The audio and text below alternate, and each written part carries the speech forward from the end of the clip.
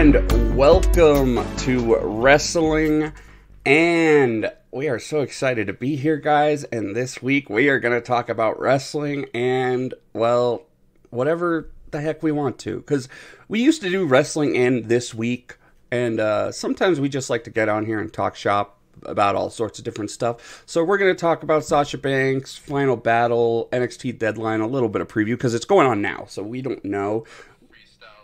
Freestyle episode. We're going to talk about some of Justin's latest wrestling purchases, and we're going to talk about some little MMA stuff here, Observer Hall of Fame, and whatever you guys want, even though there's no chat. So nope. If someone texts me now and they know we're recording, we'll do it. Anyways, this is me, John Ensman, and I am with In-Ring Art. Justin, how are you, Justin? Not too bad on a winter Saturday. day. And we're recording Saturday. Early, guys. We usually record like 9, 10 p.m. We're here at 4:20, baby. Ooh. So, Justin, yes. what did you get recently? Tell our fans. So I don't really usually purchase from Ringside Collectibles because, they're not a sponsor of the show where you can put in a code and get 10% off. So no, but they will be eventually. Yeah. So, they had a really... I checked out their Black Friday just for the heck of it, and then I saw, oh my god, they have a lot of cheap stuff, so I went and made a purchase, and I got just a bunch of sale figures from, about $4 to $7.99 ranging.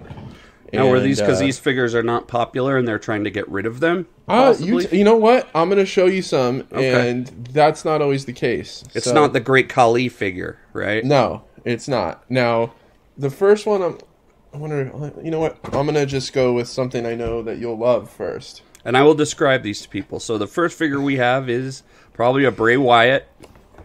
Okay, so we got a Bray Wyatt, and it looks like the Firefly Funhouse edition. Yes.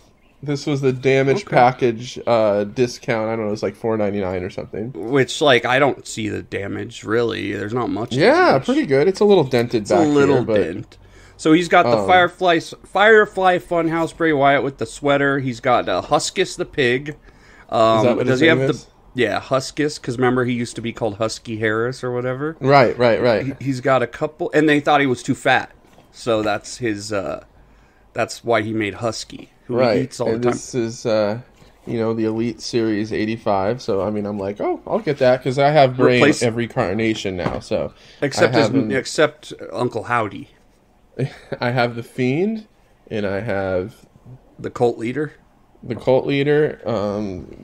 I have that one. So, do you have a Husky Harris though? I don't think they've made it. They never made They never made an X, whatever that group was called. Thing. Okay. The Nexus, right? Nexus. So here's another. We got a Hikaru Shida with the Old Women's title. Pretty cool. That's a cool one. I like that. That looks bad. Good. Better than they, it's one of her better figures. Yeah, she looks more white though on the face. I'm gonna say from the camera. She has a little bit of a unique face to begin with. Yeah, she does. She does kind of have that Julia kind of Asian/Western look, but that one's nice. You got AEW's figures are really hit and miss, and you can always say this is what their first women's title looked like. So this was I'll throw in the kind of the curveball to this one. Okay. There's only 3,000 of these made, so this was a super cheap one too. But it's first Jushin Thunder Liger debut. Yeah, Liger #1 with the gold Man in the Iron mask and blue jewel on the mask and the red suit. Looks nothing really like what he turned into. No, and that's probably why it got discounted. But that's awesome. And we've got the Raiga in really cool katakana written on there. Ages 15 plus. This is one that I'll probably leave in the box. Yeah, I think that's my favorite one. That one's awesome. It's got some extra hands. It's kind of a weird packaging. It's got this... It is. It's got some weird plastic mixed in there. And that is from Japan, basically? I mean, made in China. Storm Collectibles. I don't know if that's Storm Collectibles. Okay. Must be a Japanese company. But yeah, New Japan, Pro Wrestling Limited, So that was a pretty cool one. Officially licensed. Yes. No, that one is really cool. I like when the figures are like the weird version of the character, or this kind of like debut version. Like I don't think they sell a Ringmaster They figure, do. do they? Do they? I think they've had. Yeah, they do. But it came out years later, right? It didn't come out when he was the. Okay. No, it came out recently. Yeah. I got a G Generation X era Triple H. Okay, I don't really know that version. I This mean, is probably 98, 99. With the blue. It says here. This is from his SummerSlam 1998 match against The Rock. For the ladder match so we for got the Intercontinental title. The blue, old school looking blue tights with the black Purplish kind of blue markings on them. He's got the DX shirt, and he even has a water bottle. Oh, so he was starting to do his spray back then already. So, and he's got the hands primed for crotch chopping. He's got the open hands and the closed fists. Yeah, or kind of closed fists. So cool. Got the cool Triple H. Gosh, he looks so different nowadays with the shaved head and being 50 something. This was kind of a cool one too. We got our Rhea Ripley. Rhea Ripley, season 84. These are only $5, $6. It was really incredible. So yeah, you know what? Cool. That was babyface. I think Rhea Ripley maybe. Probably. It's not Judgment Day, but it's really not too different. And this is real from cool. Let's see here. NXT Women's Championship at WrestleMania 36. And it looks like she has her leather jacket vest. Yeah. Some extra hands in there. So Rhea Ripley, a future star. That one might go up in value over the years, dude. Yeah, we'll see. Everyone wants to wrestle Rhea Ripley. So this is kind of a fun one. This was a really cheap one with damaged packaging. All right, so I got the Otis with the Money in the Bank. Okay, so it's Working Man Otis. This is Otis when he was in the tag team, right? With the other guy that got. So he's got a Money in the Bank lunchbox. It looks like, right? With meat inside of it. Yeah. And then Otis, nice face on that one actually. That was really good. They should let him grow the beard back. Yeah, he looks good in that one. It's Big Otis, old school Otis. It says Working Man on it, stakes and weights. I imagine Otis. So with again for the listeners, the green Money in the Box lunch box with money coming out of, with meat inside. So that is fun. I like that one. Is that soft? Now I hate that I know these terms, Justin, but is that soft goods? The shirt is soft goods. Yes, sir. Okay. Wow, I really am sad that I know these points of articulation, soft goods. This is an interesting one, too. This is, kind of someone I used to see at PWG a lot, and this is her only figure. Candice LeRae, WWE Elite Collection. Pretty much what she looks like now. She's got the purplish, light purple hair and the kind of... Is that's she cool. back? Is she in NXT still? No, she's with Gargano in main roster. So don't have her husband yet, but this was a pretty cool figure, so I was like, why not? Yeah, and it's got another little vest that she can wear. Wow. I've been wanting a Bayley for a long time, and this was the right time. And so we got the NXT / early WWE Bayley with the inflatable wavy hand tube man. Yeah, which does not actually inflate. It looks like it's. No, I think this is actually when she very, very first turned heel. Oh, I could see it with the haircut because she doesn't have the ponytail, the side ponytail. And the people were saying that her design on her tights were looking like AEW. Oh, okay. See that? This is very starting heel with the Karen haircut. And what is that white thing she has on? I think she has like a stick. This was, I think, when this is a destroyed balloon buddy. Like she destroyed. Remember when she? Oh. And I think she used that to destroy it. So this is like right when she turned heel. Yeah, it says on the back, she's a hugger no more. Bayley destroyed her Bayley buddies, debuted a new look, and remains with a new attitude. Yet she remains your role model. So that this is right when she turned heel. So that's kind of a cool... So that's why the Wavy Tube Man is dying inside. Well, that's a weirdly specific situational figure, but it's pretty cool. You got pretty the cool dead how they Wavy make Tube them Man. like that, right? Like yeah, like it kind of captures that moment in time. Yeah. So let's see here. This is actually one that once I saw, like, this was one I wanted to get for a while. We've talked about Shotzi Blackheart. So we've got a Shotzi that sadly is missing the tank. That's probably an extra figure you have to buy, but she has the war. That's okay. She has got the war helmet on with the horns, which she lost at one point, right? And then she got back. She ended up finding it because they stole her car that had it in it, I think. Oh yeah, the war horns, and she's making the cool hand gesture. She's got her tongue out. She's giving that look, and she got all her tattoos and stuff. Pretty cool looking. Pretty cool likeness, huh? Yeah, whenever I think of her losing her helmet, I always think of like her and Jake Atlas hanging out, and how they were friends because obviously they worked in SoCal a lot together, right? Right. Yeah. And then I think of like Jake Atlas with the cops coming and like him going through all that nonsense. Oh boy! All right, last one. Wow, there's more people. Last one.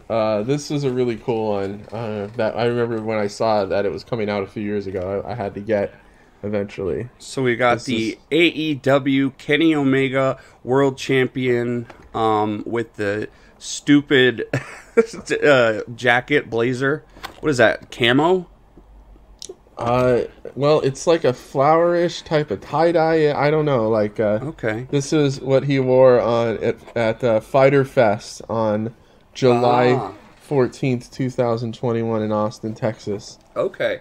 So it's the Fighter Fest Kenny Omega Cocky Championship edition, and he's got the big belt there. Pretty cool. So it's probably like casual Kenny Omega instead of wrestling gear Kenny Omega. Street clothes Kenny Omega. Pretty cool.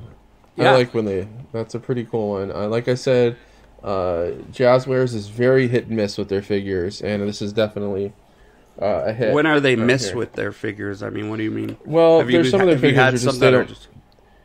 I've seen some that are just not great. The Nyla Rose, for example, is really, really bad. Some of their figures have been not so great, but then others have been just really, really good. So, hey, real quick, Justin, I'm going to switch headphones because I remember these headphones bleed sound into the mic. Okay. So just talk about those figures for like one more minute. I'll be right back. Yeah. So yeah, Jazzwares has been pretty hit and miss with their figures. Some of the likenesses aren't so great, and others are really, really good. So like they've had some. Like one example is like I think I've talked about it before that like Luchasaurus was great, and then others that haven't been so great. Like I said before, if you look up the Nyla Rose figure, that really doesn't have that great of a likeness. You'll get what I am saying. Yeah. And what were you saying? Were you talking about Jazzwares again? Jazzwares' figures have been hit and miss. So. Oh, okay. Okay. Yeah. And they do AEW, and who produces the Elite figures? Mattel. Okay. Yeah. And they still make those now? Yes, Mattel still has the license. Before that, well, we did our wrestling and toys episode. So. We did. I just kind of don't remember it all. But I do. No, I'm just saying for the fans. For the fans, we did a whole wrestling and toys. We even put a video up on YouTube about it. Check that out. Yeah. Pretty cool. So Mattel makes WWE and Jazzwares makes AEW, and I don't know how long it'll remain either way, but that's what I remember you telling us on that episode, which, again, people go back and listen. I'm only going to bring this up for a moment, but it was like the one of the executives or something of one of those companies, right, was at a PWG show or something. Was that right? Or am I totally... yeah, I think the main designer maybe you met him Mattel, or something like that. Yeah, the first PWG show that I went to, Bill Makita, I think his name is Makita. That sounds about right. He is the top designer for Mattel for the WWE line. And designer. He just started making small talk with the guy that was in line at PWG, my first show, just asking people questions about it and whatnot. And he was just a very helpful and knowledgeable and just really nice guy. And then next thing I know I see him sitting on the stage, like next to where Excalibur and he who should not be named were doing some announcing, and I'm like, why? That guy's special if he's sitting up there. Oh yeah. And sure. I guess maybe fast forward, this was probably circa 2015 in the summer, and I'm just kind of doing my thing on Instagram, and I see this guy. I'm like, oh my god, that is the guy that was at PWG. So there you go. That's awesome. Let's use that as and thanks for showing us all that. I appreciate that. I hope you guys listening enjoyed hearing about that. And what Ringside Collectibles, for people that might want to go get some cheap figures that you haven't already bought up, is that right? Ringside Collectibles. Yeah. I think they're still having some kind of Cyber Monday sale. We'll have to get these guys a code to go. Save 5% or whatever. Yeah. So we'll figure it. There's a Minoru Suzuki figure going up, ringside exclusive. Ooh. Yeah, their shipping is a little dicey, but as in expensive, or it takes a long time? Both. Okay. But if you spend over 60, it's free, I guess, apparently right now. They have a Black Friday 3.0 sale, so there you go. Yeah, their third Black Friday sale of the year. That's pretty. What they got. I'm just looking. I go to lowest price. That's how I do. Is that what you do? Now, yeah. To see all the sales. You can get a Blake Murphy Elite for $3.99. Buddy Murphy. Yeah. Oh, see that same Rhea Ripley figure, $3.99 that I got. Bray Wyatt is $3.99. Karrion Kross $3.99. Scarlett $3.99, a Miro for $3.99. There's a Bianca Belair for $4.99. And the brand new ones are like $16.99 for AEW. It looks like about $20, $21.99 usually. So that's you could just get all of them for $100. Yeah, it's pretty much the same deal as I got here. Karoshita $4.99. You can get the announcers tables and all that kind of stuff. That is awesome, dude. Well, I wanted to say you brought up PWG earlier, and that guy working there and knowing all the guys. I wanted to ask you: have you seen what's going on for Battle of LA 2023? I've been seeing who's rolling in, and it's pretty stacked. I have it offhand actually because I get the tweets. When I was out when I used to try and buy tickets for PWG, I have their tweets. I get alerted. Well, let's go through that list real quick because it looks pretty damn awesome. First of all, it really does. Hold on. Okay. Oh, I got it. I can go starting from 23 hours ago. Wow. Who they've been announcing. So El Hijo de Viquino or whatever from Mexico. Who's a big deal. El Hijo del Vikingo. Okay. El Hijo. Yeah. Well, anyways, El Hijo del Vikingo, he's just started working in America, right? So he's been one of the more popular luchadors in Mexico. Really tiny guy, but he's kind of like Phoenix, where he's got, the ridiculous, even crazier than Phoenix. He'll do like jump from one rope to another and then do a double moonsault.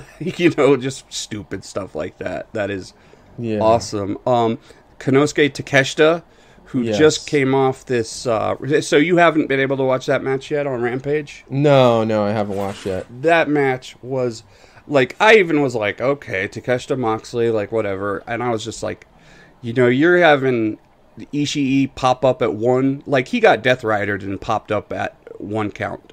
Kicked out. Is he full on AEW now? I know he moved to the United States, but is he? I mean, he must be, man. I think he got signed. Yeah, no, he got signed. Huh. Okay. With Great. AEW. So, I mean, I watched that match and I was like, why? This guy needs to be pushed. Like, yeah, he can't probably speak English that well, but his wrestling is just, God, it's so good, dude. This guy is like next level. And with Moxley also, we got lots of AEW names on here. That's cool that Tony Khan's letting him do this. Bandito, well, considering that Excalibur is also AEW, I figured they kind of have a little gateway, right? So Is Bandito still the PWG champion though? No, the PWG champion Daniel is Garcia? Daniel Garcia. Yeah. Right. So Okay. Bandito, he's always awesome. Daniel Garcia will be in it. Latigo, I don't know who Latigo is, so let me do a quick check here. Latigo wrestler. This might be one of the Mexican wrestlers that's kind of started to come to USA. No, it looks like he's been on Impact. So, not really sure about Latigo. There's not a lot of information about him.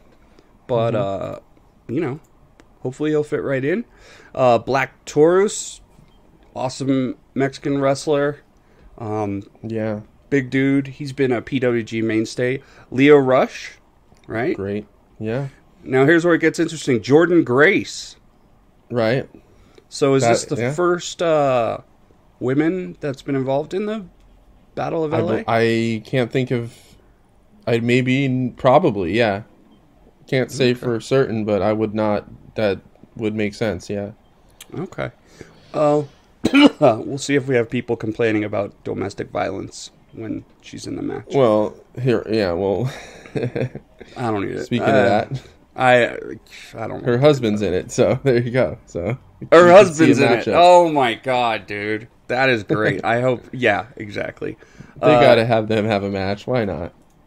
That would be awesome. I'm sure they've wrestled many times before in their private lives. Titus Alexander. Not really sure. I don't know that name. So if you got, I thought it was If y'all know who he is. Titus Alexander. Cedric Alexander is in WWE, dude. Yeah, I know. Well, still? You know, part of what makes PWG cool is that you got these dudes that not everyone knows that are, you know. Well, if they're there, they're legit. I know that. Yeah. Like, I give them the benefit. They've proven that they are legit. Well, it looks like he's wrestled in West Coast Pro Wrestling, Pro PWG already. So he might be a West Coast I've seen this guy. He looks familiar. Okay. And he's got his little double middle fingers hand thing he does. Okay. Aramis, another Mexican wrestler. A very good wrestler. I've seen him quite a few times. Yeah, he's really good. And it looks like, you know, another thing about PWG being in California is you get a lot of that lucha stuff in there. And that's... right.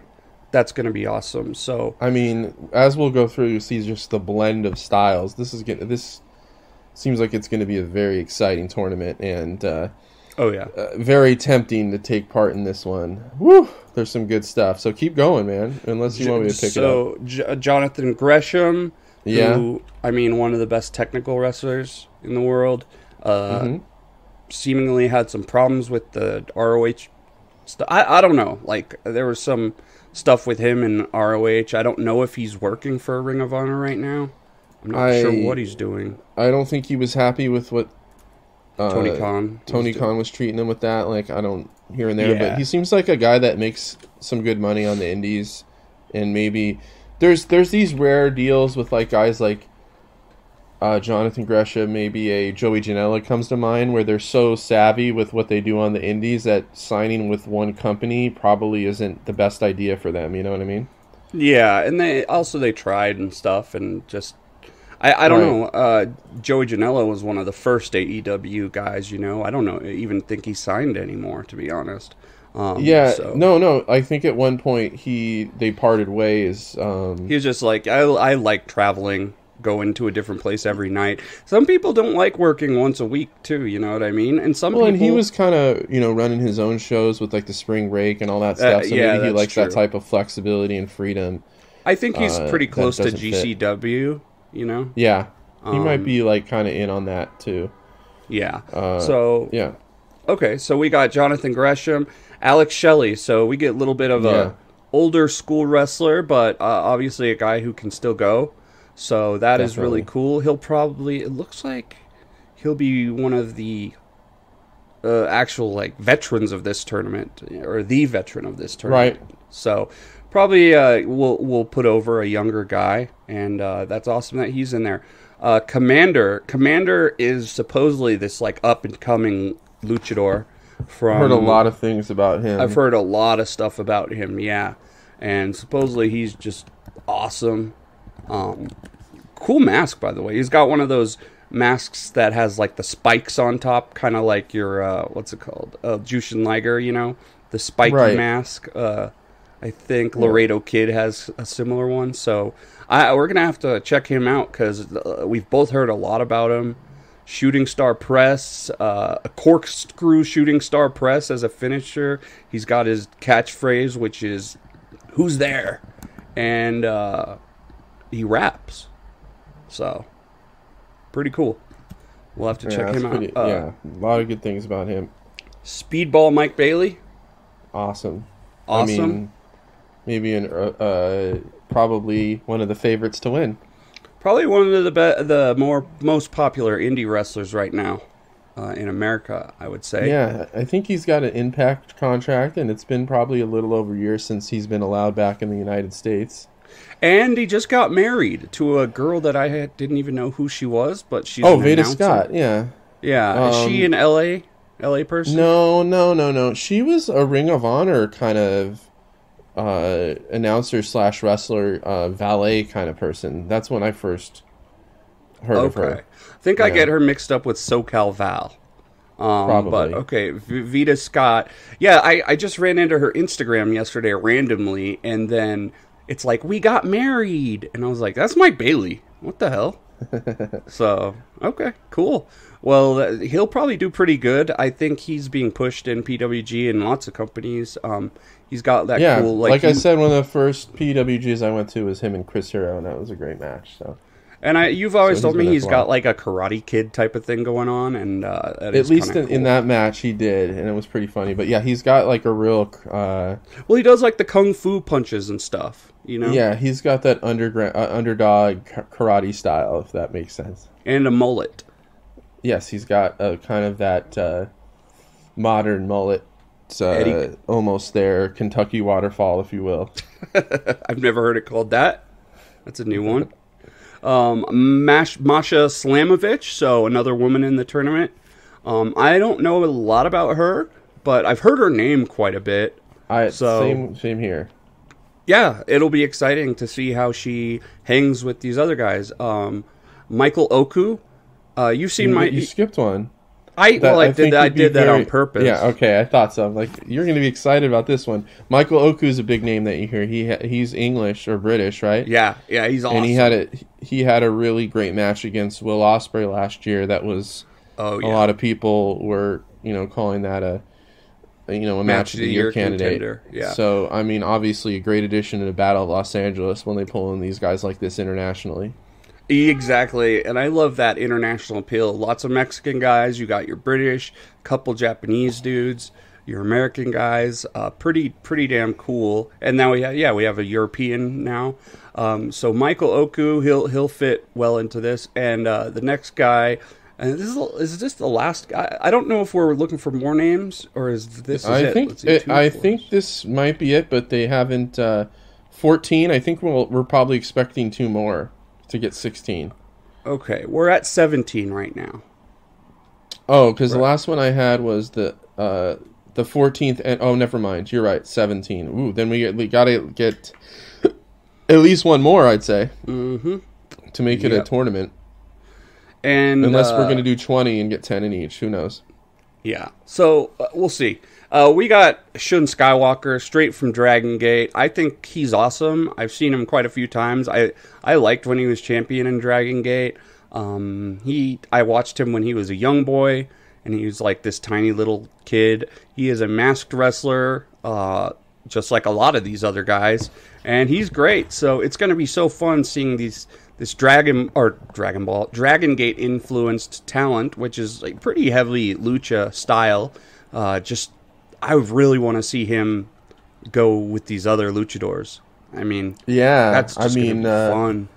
I think this kind of, we can kind of talk about it, but if we're going to get up to 20 in this tournament, maybe we'll see somebody like Jake Lee, who was just released from AJ from All Japan. From All Japan, who a lot of people are rumoring coming over to New Japan at some point. I'm hearing there might be more people leaving All Japan too. I hope there's not like an exodus, but I'm not going to complain if Kento Miyahara or Aoyagi comes to another company, because those guys are great, and really they're working for a company that's not helping them that much. It's sad to say, because I've heard people say this before, like, if Kento Miyahara leaves All Japan, that's like Okada and, Naito leaving New Japan. It would really fuck up the company. Devastating. Well, yeah. I mean, this, Battle of LA, which is taking place January 7th and 8th, and I'm surprised that they haven't said when the tickets are going on sale yet. That's usually one of their announcements once they wrap up with the announcements or the matches. I would imagine maybe next week they'll go on sale, but we'll see. Do you have any means or thoughts of going to any of these shows?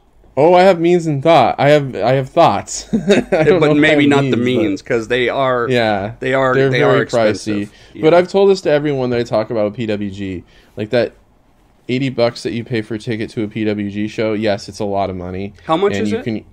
$80-$90. Okay. Per night. That's as much as a good show for a WWE. Raw, What I was gonna say is you can probably get into a WWE show cheaper. Yes, with worse seats. But if you want with worse seats, but the point is that you go to a 3-hour, 4-hour PWG show. It like the entertainment value that you get out of the show itself is worth the money, and it's rare these days that we do things that are worth the money we spend on them. So it's definitely, if you got the money and you have the time and flexibility and you're able to get your hands on those tickets, you won't be disappointed. I'll just put it that way. Well, maybe save your money for WrestleMania weekend. I'm hearing that AAA is going to be running a show there. Obviously NXT is going on, and I'm sure lots of other stuff's going to be announced. So yeah, there's that too. Yeah, we'll have to figure that out. But when you're putting out a card like that, it's really hard. And then there's room now that you maybe will see like a Keith Lee, or who knows, maybe like a Shingo Takagi will be there, who's done Battle working in Dragon Gate right now. Did you know that? Right. We're living in a very bizarre world right now. It's pretty awesome. Shoot, we might even see Carl Anderson on the card. Who knows these days? Well, he's already said he's already going to wrestle. He's doing the December show, huh? Yeah. So. Okay. I mean, shit. Yes, we're seeing WWE wrestlers in New Japan. But, he needed to drop that title anyways, fucker. Yeah. So, this looks pretty cool, man. This tournament's going to be awesome. I can't wait to watch the clips of it 4 months after it happens. But yeah, right. I'm sure I'll get all the news of it. People will be, it's like the best matches ever. And then, you'll have to wait to buy it on DVD 4 months later. So I like how they still have created themselves a market for DVDs. I was even thinking of buying some recently, dude, because they have like sales on their older Blu-rays, There was a time where I was like someone from can't remember what message board it was trying to get rid of some of the DVDs they had, and I just couldn't do it. But I was trying to get the shows I went to, but I was like, I don't really, I don't even know if I can put a DVD in anything I have anymore. Well, I will say, to be fair, dude, you can find some pretty, like, bootleg-styled DVDs of, like, tons of Japanese matches on a lot of websites that are pretty good. That's like, true. You'll find, like, I actually have a rip of one that's, like, all the best matches from All Japan and New Japan in the 90s. It's like a 5-disc collection. Sadly, I don't think either company's getting any money for it, but, it's but that's probably like so pulled from their grasp now that Well, but that's like back in the day too. Like a lot of the tapes that people would trade were straight up like best matches of All Japan, or they'd have one 40-minute match on a tape. You know what I mean? Like Misawa versus Kobashi, and no one was getting money for that except the dude that fucking ripped it from Japan and recorded it onto a tape. So yeah, I mean, even if it was coming out, I mean, how much would they really get out of it? True. Well, I'll tell you something I didn't get anything out of because I didn't watch it, and neither did you. But that is Final battle, Ring of Honor final battle. Can I mention a kind of a random note that I found out about in the video game world? So the I don't know if you heard this too, but the AEW Fight Forever game that's coming out in a few weeks, is actually going to be. They're not going to make it an annual game like the 2K series. Well, they don't have the money to do that, dude. Right, but they're going to make it a game that gets updated every year through the copy that you have. Yeah, I mean, they sort of like a Fire Pro. I kind of knew that was going to happen because they are not that's WWE. Cool, though. They don't have a couple million a year to drop on. So yes, it is cool. Yeah, but you know, some of these companies, like EA especially, they just mail it in every year and change the rosters. That's very and cost. Sometimes they make the game shittier too. Like especially with Madden, which I don't even play anymore, but I used to play it over the years, and like they would take away features. You know, it's like that people enjoyed too. Yeah, I've heard the hockey game is rife with that too, where it was pretty bad for a while, and it's like, okay, they just stripped down the game, took all this shit out, only to like sell it to you later in fucking DLC and stuff. It's like you only have to buy one per console. Like when you get your PS5, get ever with FIFA, and then you're good until the next PS6 comes out or whatever. Well, but no, because then that marketing, they'll tell you, oh, well, now this new one has the World Cup, you know? And you know what I'm saying is, if you get the graphical generation updated one, you don't have to worry about it until the new system comes out. You know what I'm saying? Like, it's not going to get... The graphics aren't going to get any better from FIFA 23 through 27, and then when the PlayStation 6 comes out in 2028, then you can update it again, because they're not going to do anything to improve... Well, generation, you know. The problem is sometimes they don't like always update the rosters on the old games just to make you buy the new game, and also a lot of the online player base moves to the new games. Or you have somebody online that you can just download the new rosters from. Yeah, now that's what sounds like is going to happen with AEW. That is way cooler. I like that a lot. I'm still not going to get the game for a little bit because I don't think it looks good, but maybe I'll get it. I don't know. You know, if you get it and we play, if you get it and then you tell me it's good, then, you know. Yeah, but, I mean, if I do get it, it would be the PS5 version. Or no, maybe I would get the Switch version. I don't know. Yeah, I don't know if it's going to have crossplay. This is kind of private information, but I'll say it on the podcast. I have a really close friend, and we were talking about Christmas gifts, and he said, should I get you a PS5? And I said, no. God. I said, no. I was like, I can't accept that from you, dude. You know what I mean? Like, yes, it would be awesome, but...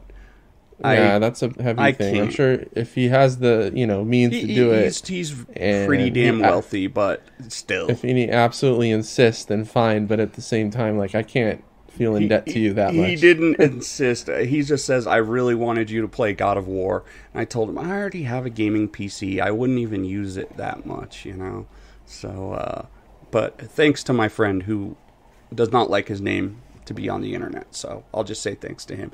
But yeah, we'll try it out and stuff. Or you'll try it out, or we'll figure it out because I'd like to play. But I don't know if it's gonna have cross play for like PC versus PlayStation. Hopefully, all that gets added in as time goes by. Yeah, I mean, I'm just gonna have to wait and see too on it. We always hope that it's good. Yeah, of course. We want it to.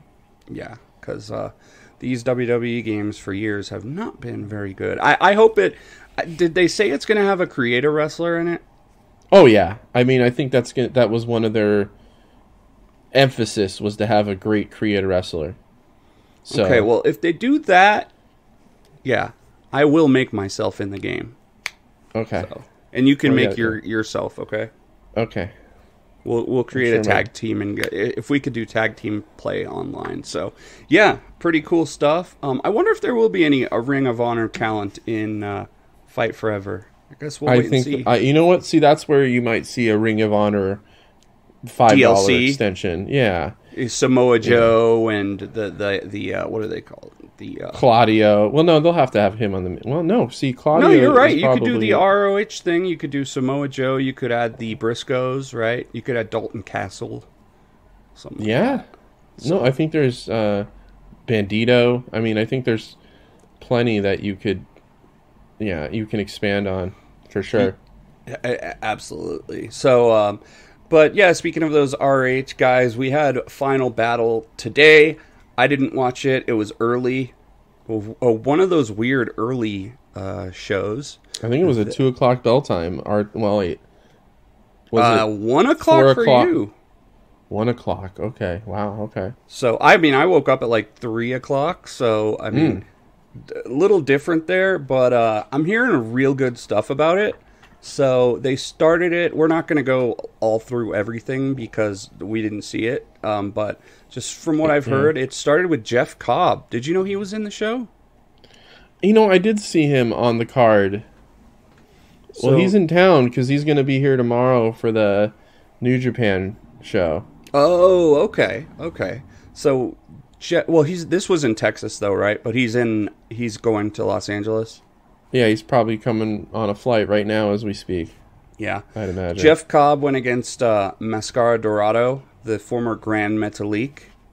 Okay, and he beat him. So little push for Jeff Cobb, who Tony Khan wanted Jeff Cobb way back before, but he wanted to stay in New Japan. So didn't he have that little he was like about to cameo with join the Inner Circle? Yeah, the Inner Circle or something. He came out as some muscle for one episode, and it wasn't to be.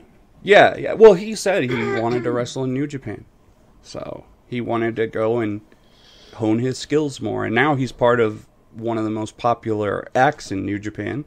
So, and probably the best decision he made, even though his push has been kind of up and down, but he's a resident of Japan. He's one of the few guys that was over there, right, during. Well, I don't think he's a citizen, brother. No, none of them are citizens per se. But he has visa. He has residency. Yeah. I think the ones that had residency in Japan were Ospreay, Zack Sabre, Jay White, and Jeff Cobb. I think those are four of the guys. It could be more, it could be less, but my understanding was those four guys were the ones that could go over there during lockdown. They probably own apartments and stuff, they have some form of residency, either owning or being in an apartment lease. I don't know exactly how it works, but those were four guys that were technically deemed residents that could go in and out of the country. Okay. Maybe Juice Robinson did at some point too. Yeah, I was going to say, yes, along with the women, Tony Storm, and I think they all were like homies in Japan. Yeah, and then, what's her name that was with Will Ospreay probably for a while too, because she was in Stardom. Yeah, Blair Davenport is her current name. It was like Jamie Hayter, Blair Davenport, and I believe Tony Storm had their like group. Right. There. But yeah, Jeff Cobb on the ROH show. By the way, this is a random sidebar, but I saw a tweet from Shingo Takagi asking if he cared about Christmas. Did you see his response to that? No, was it someone in Japanese or in English? I think it was in Japanese. What did he say? He goes, "I'm 40. I live alone. I don't do it." He basically said, like, I'm 40, I'm single, and I live alone. Like, I just don't care about that. But also, Christmas is kind of a couple's holiday in Japan, right? Right, it is, yes. Yeah, so he's like, I'm 40, I'm single, I live alone. And apparently, you get KFC, too. Yeah. Right? On Christmas in Japan, KFC? Mm-hmm. Yep. So it's a couple's holiday where you eat KFC. Well, none for Shingo, I guess. So nothing for Shingo, yeah. 40 and lives alone. So that would be like an American responding to you like Valentine's Day. I'm 40, I'm single, and I live alone kind of thing, right? Yeah. It's like, no. All right, so the next match on the show was Matt Menard and Angelo Parker against the Shinobi Shadow Squad. The what? Is that like the Kabuki Warriors? Yeah. It's Cheeseburger and Eli Isom. Okay, I don't know who Eli Isom is, but I've heard of him. Cheeseburger is for sure. Supposedly Cheeseburger was super over, so there you go. Well, he is like still kind of over a trainer, right? He's like a. I don't know what he is. He's been one of those dudes that's like really popular. He's an ROH mainstay, and I think he runs some. I think he does some kind of training or schooling or something. I don't know if it's necessarily under the Ring of Honor umbrella. But it is, he's highly like related to ROH cheeseburger, and has been for hand. years. You know who's related to ROH but hasn't been in there is Flip Gordon. So he just wrestled for AAA on that show with Cain Velasquez. Oh right, yeah. He's a bit of a nut though. So he is, yeah. He's a flat earther and all that weird stuff. Right? Oh, he's a flat earther. I think he was like a big COVID denialist kind of and stuff. Yeah, well, those things go hand in hand. So true. COVID denial, flat Earth, it all conspiracy theorists. Those are, yeah. Unfortunately, those are all tied together. It's a couple steps away from Kanye West. So, oof. I mean, really, it is, dude. I mean, there's only a couple. Yeah. Like, if someone's controlling everything, I mean, pretty soon they start putting names to that. But anyway, once you start throwing in Nazi sympathizer, then then that's like a whole other. I don't know how many people want to hear this, dude, but I used to be a troublemaker in my 20s. You guys probably heard me talk about the show. I did jail time, and there was one time I went to jail, and this one guy had like 30 books and like all these posters on his wall, and I was looking at the books, and they're all like, the Jewish conspiracy, the Zionist conspiracy and stuff, and that guy was crazy. And then I'd be like, "Oh, why are you conspiracy theories?" Yeah, they're not conspiracies; they're facts. You know what I mean? Okay. He had been called that so often that he had his own, responses to it. Anyways, Willow Nightingale defeated Trish Adora. I don't think either of us know Adora, but I like Willow Nightingale. I think she's the cutest. She's good. Yeah. So, what was I saw something I read that looked pretty cool. Brutal strikes and a shotgun dropkick from Nightingale. So I might have to check that out. And then we had Top Flight. Darius and Dante beat Matt Taven and Mike Bennett, the Kingdom. I know you've always said I'm not a big Matt Taven fan. I think he's been pretty good in the last couple years. He got short hair now, not shaved buzz cut. He looks a lot cooler than he used to. I'll say that. Yeah, see, I've never been a fan of the no hair except for the very, very top in a ponytail. He looked like an idiot when he was working that Madison Square Garden show. I did not like him at all at that point. I mean, it was just a little stuff that... And they wanted that to be the main event. Did you ever hear that? Wasn't Matt Taven Ring of Honor champ for a minute, too? I think he won that ladder match at Madison Square Garden. Huh. It was like him and Jay Lethal, and, it's like the match... All the ROH matches from that no one really remembers. But, yeah, he was, and I think he looks cool nowadays. He wears gloves and the pants, his kind of Kingdom look. But supposedly pretty good, Top Flight. I mean, Darius Martin is back, so give them a little bit of a push here. Blake Christian and AR Fox defeated Rush and Dralistico. Sounds like a pretty good match. Next one, Athena beat Mercedes Martinez to win the ROH Women's World Championship. That's a good idea. She deserves something, right? I agree. So and, why not? I got to give this guy a shout out. This is Skylar Russell at Wrestling Observer. He said that Athena was super over and she's doing some of the best work of her career. Did you see her comments about her like very violent match she had? I saw her in the news for some kind of comments. What was it? She was basically saying, if I were a man, no one would care that I was like hard hitting. And I do think she's right about that. Like, men... Was she being criticized for being stiff, quote unquote? She had this one match on Dark where she squashed the other chick and she fucked her up. She, where you grab the person and pull them up for a suplex? That spot, sure. Like the Falcon Arrow. She did that and then just dumped her outside the ring, which was pretty brutal. And then she just like mounted her and, forearms to the face. And supposedly she got talked to after the match for being too brutal. Rough. I mean, I never knew that she kind of carried that reputation, that's for sure. She didn't until recently because she's turning heel. So she started wrestling much more violent. And, I think she's right because you see like you see Chris Jericho get dropped on his head by Eddie Kingston, and everyone's like, "Oh, that was so cool." So, yeah, maybe, yeah. I mean, also she went from being kind of your typical. I think a lot of it has to do with what they were. Like that's a sudden change of character for sure, though. yeah. So maybe people were just caught off guard. I don't know. Like I can't really think of the last time that maybe. Yeah, I did see that because someone was saying like we'll say how we love watching Sheamus and Gunther, but then when she does that, we complain, kind of thing. That's what I saw. Yeah. Some kind of comment about that.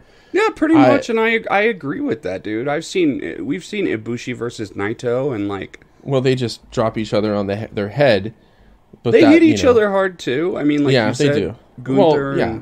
or Ishii with anybody. But usually with the men, you're complaining like, all those guys just drop each other on their heads. You do hear a little bit of that, but it's never like, you know what, such and such is just way too violent, and he's going to kill somebody one day. Except Kevin Owens to Roman Reigns, right? And Roman Reigns has a ruptured eardrum now. Yeah. Oh, yeah, he does. Wow. Yeah, that was announced. So I think that was kind of funny. He's like, Kevin Owens just slapped him. He was Did like, they don't announce, slap me. Is that the Royal Rumble title match going to be? Oh, I don't know yet. I have no clue right now. So we'll see. They had Swerve in Our Glory defeated Shane Taylor Promotions. Didn't they break? I thought they broke up. Weirdly enough, they got back together. Okay. There was like a let's talk, and then they put their hand over the camera. And of course, Lee accidentally struck Strickland, so Strickland walked out of the match, and Lee actually won still. So surely it's about time to do the Lee versus Strickland program. Yeah, but it's just like, where do you do it? I guess Ring of Honor would be the place to do it, where it's just not at the bottom of the card somewhere. I guess I don't know. I would put it on Revolution, dude. I mean, I don't. Or Put at them least in the Battle of Los Angeles, maybe. Maybe winter is coming. They could do it there, or they could do it in Colorado at their New Year's Smash. So is that what you're going to? That's what I'm going to. It's called New Year's Smash. So, in Colorado Springs, huh? No, it's in Broomfield, up near Boulder. Oh, right. Denver Metro, that arena is fairly new. And I'm actually going to get into that in a bit when we talk a little MMA real quick. But it's about time to do Lee versus Strickland. After that, it was. You'll be sad to know that Brian Cage, Toa Leona, and Bishop Khan, the Embassy, I don't even know who the fuck they are except Brian Cage. That's one of those random teams. Isn't Toa Leone married to David Duchovny? Who? Do you know they said Toa Leone? Toa Leone. Oh, okay. Yeah. Defeated Dalton Castle and the boys to win the 6-man tag. So what a waste. What a waste, exactly. Yeah, let's get Dalton Castle. He should be the Ring of Honor champ. He should be the one that dethroned Jericho at some point, and get him something before. I don't think Dalton Castle is like a huge draw, bro, to the normal people. I don't know, man. I mean, I've seen it. PWG so great, and just we've also talked about injuries. Character. Yeah, he's had some injuries, but oh man, I would have loved to see him get like a G1 at some point when he was 100%, and I think that guy can go, man. There is some wasted potential there. That was definitely marred by injuries, but in timing, I agree. And all that too. He is good. I love the flamboyant character he's always had. Just a great character. It's awesome, and his style just fits it perfectly. He's kind of that Greco-Roman kind of, judo-ish type of like thrower, kind of thing. Fits him perfectly. Yeah. So, well, hopefully this gives him a chance to try to get back at him. And I don't know about Brandon and Brent Tate, the boys. Like, I'm sure those are roles that change. But right now they're Brandon and Brent Tate. And I don't know how good they are either. So. Yeah, the one time I saw him with the boys, it was Bobby Fish and Kyle O'Reilly. Kyle O'Reilly, yeah. Yeah. Bobby Fish is a little bit of a nincompoop these days. It seems like. What is with that? Like, why do people say he's become a meme? Because look, he made the comments about CM Punk, and then he did a boxing match. But what's embarrassing about that? I think he's kind of been out there with the extreme right like kind of hints at, you know. Wow. Fucking, yeah, you'd have to look. You know, sounds like someone that wants to control my narrative, actually. Yeah, I guess. So. But yeah, whenever I hear that kind of stuff, I just like, okay, I'm not going to dig any further. Bro, like a lot of wrestlers are talented as hell, more talented physically than I'll ever be, but I've heard some real dumb shit. I've heard Jeff Cobb say some shit that I tried to ignore before. I mean, he's been like, I mean, the Earth might be flat. He's like, I haven't been to space.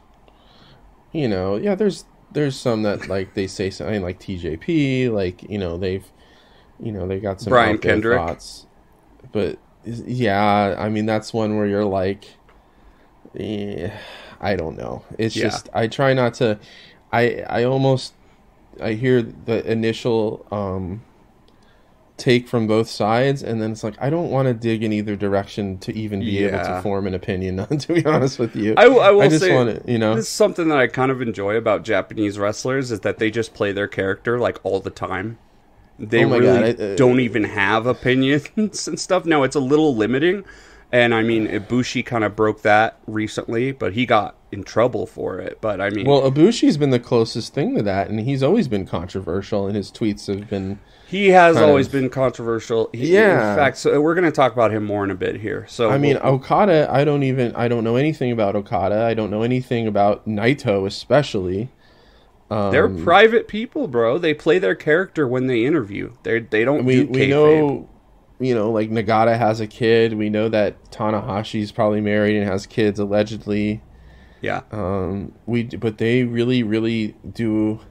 I think the fans have respect for it as well. I mean, I do. There's no, because it's treated as a real sport there by their media, at least. Like, there's no Dave Meltzer in Japan that's drumming up. Well, Shingo Takagi's contract situation. Well, there are people like that, like Fumi Saito, but I mean, it's like they're just really private there, and they don't leak stuff that often. But I also don't think the fans want to know it there. Yeah, I think there are certain fans that want to know, and sometimes we get backstage news. You know, but it's much less common. Right, but it's always kind of presented in a Western, by a Western. Well, for sure, when you hear interviews with Okada, he's not talking about like, oh, we planned the match like this, and then Geto told us. No, it's like, I want to win, and I love wrestling, and, you know, very in character. But, again, I kind of like it. So after that, we had Wheeler Yuta becoming ROH Pure Champion once again after defeating Daniel Garcia. Oh, okay. That I didn't know was happening. Okay, cool.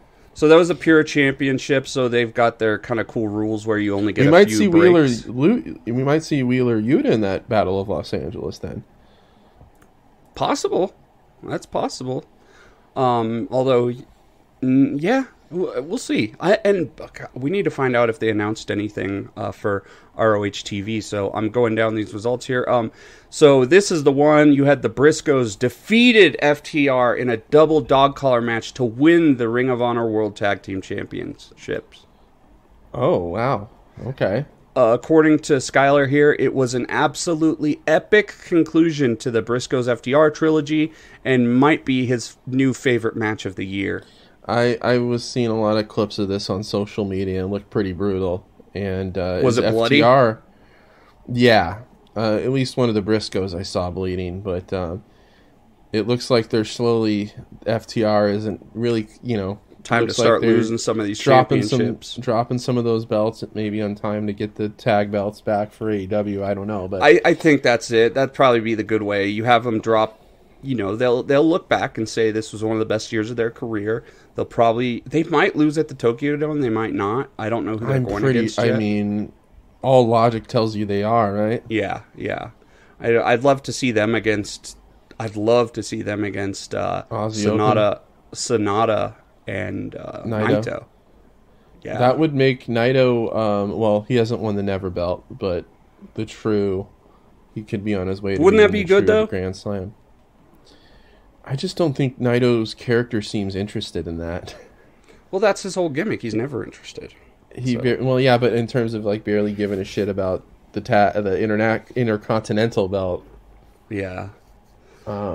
Yeah, maybe it'll be Aussie Open. They're really good too. They're both and I just, in a way, I don't see how they can put two gaijin, well, I hate to use that word now, two foreign tag teams in that title match. When's the last time that, it makes me feel like there's going to be the Young Bucks are going to come dancing down to get involved. Yeah, I don't know, dude. I just don't know. But I think that if we go Japanese versus American, I'd love to see Naito and Sonata. I'd rather see them than Goto and Yoshihashi, to be honest. So, personally. Yeah, me too. Speaking of New Japan talent, well, not and plus New Japan. Naito needs something that night. Let's be honest. Exactly. Yeah. So unless Shinsuke is going to swing over from his little side trip, I doubt that. He's already doing something ridiculous, anyways. I know, but please, why not? Of course, everyone would love that, but you put the little WWE logo when he's coming out there, like they do for Bro, New Japan does not work with WWE. In this world, man, I'm telling you, we got Carl Anderson coming over. I know, but there's those politics, like who works with who, right? Like AAA people can't even fuck with New Japan because they work with CMLL. Right, but I don't know. I think it's closer to happening than it's been for a very long time. I think you miss. How do I say it? I think you doubt how much Triple H is a product of WWE. Like, yes, he's changed some things, but don't forget, Kenta got to wrestle in Noah 2 a few years ago when he was part of WWE.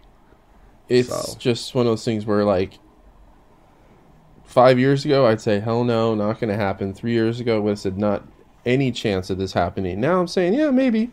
Or there's a lot of respect for Muta, though, too. If it involves a retiring legend. I mean, but I just don't think. I don't think I mean, like, if it was, I don't know, freaking Roman Reigns or John Cena, I'd say, yeah, no way in the world. But, Shinsuke ain't exactly dancing at top of the card there, and hasn't for a good amount of time. So no, but he's anyone would generally featured on TV almost very consistently. If anyone, on that roster would be able to do it, and the timing there is right now for it, like, it would be him, right? I just don't see it happening, dude. They work with AEW. I don't think WWE wants to send people to a place that works with AEW right now. I have a feeling that, Carl Anderson wanted to be in the Dome, and this was the compromise. Yeah, subtly go in there to a minor show and lose it, Yeah, and Carl Anderson is no Shinsuke Nakamura, bro. They're gonna send him over. Of course not. Yeah. For this little. So, I mean, he's on TV more than Shinsuke right now. But I was gonna say, speaking of New Japan or former New Japan talent, we had Juice Robinson, who was beat by Samoa Joe. I don't think I like Juice Robinson anymore, dude. Is he still the Bullet Club character? Yeah, he's just playing the rock hard Bullet Club guy.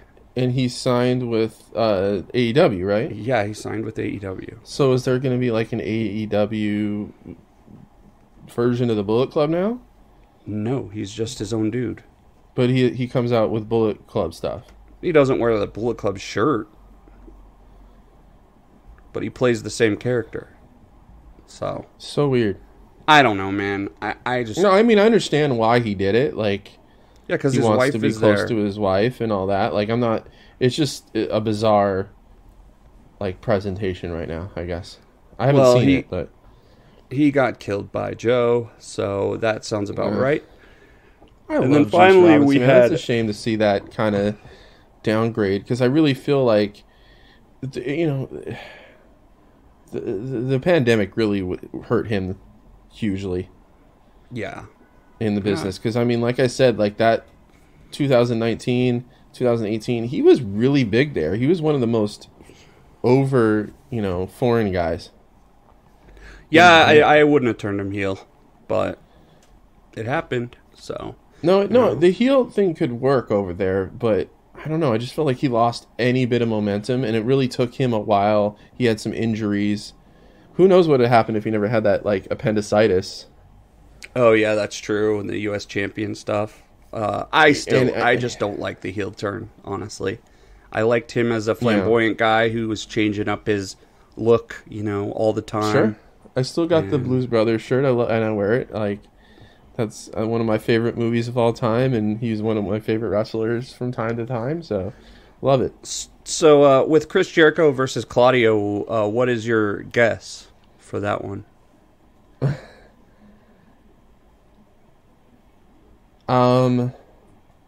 Maybe it's Claudio's time. They got to give some kind of rub back to the,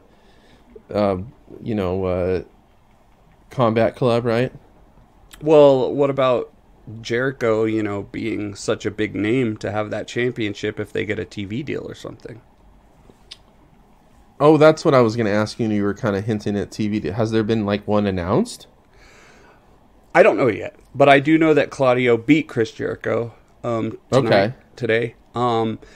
The review said it wasn't fantastic, but it was better than the first match between them at Grand Slam, which I thought was good. So, awesome. It's probably good. Castagnoli swung Jericho 26 times before Jericho submitted in the 27th swing. That is such a Jericho idea to do, isn't it? Well, it's funny because I was just listening to Jericho's podcast. He has his recent podcast was how he's been saying this is the best year critically he's ever had. No, the guy's a genius because I could just see him talking with the match and saying, "What if I tapped out during the sling?" And just everyone be like, "Yes, do that." You know what I mean?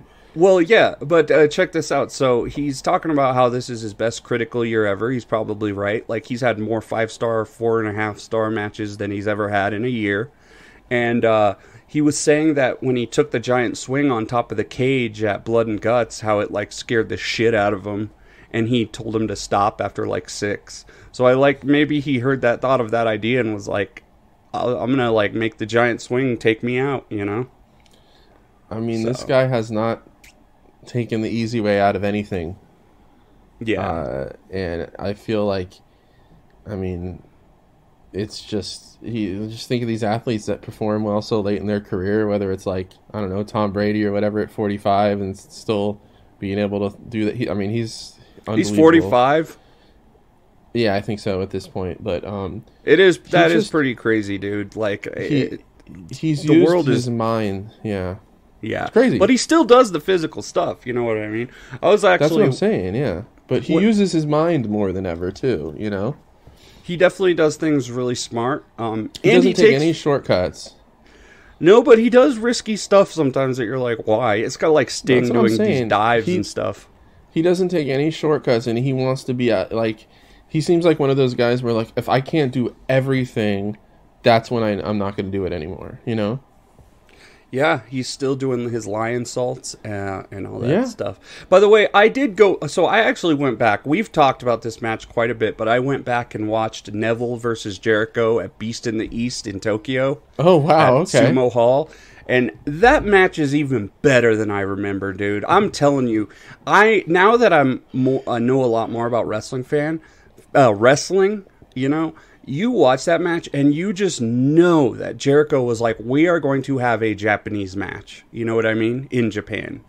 And it is so apparent. He does nothing that he would do in in a WWE ring. He's doing the chops and the forearms, and then he uses the lion tamer, which is not really allowed in regular WWE. So I gotta say, I'm gonna have to send you that one, or you're gonna have to go back and check it out, because it's both of these veterans of Japan who are doing a Japanese match, Well, I love the main event, or was it the main event? No, it wasn't. But it was the co-main event, the NXT Championship between Balor and Owens. Yeah, it was like a real coming home for Finn. Is that right? Or is internet? Is my internet down? So the co-main event there, I think, was between Balor and Owens. Yeah. Yes.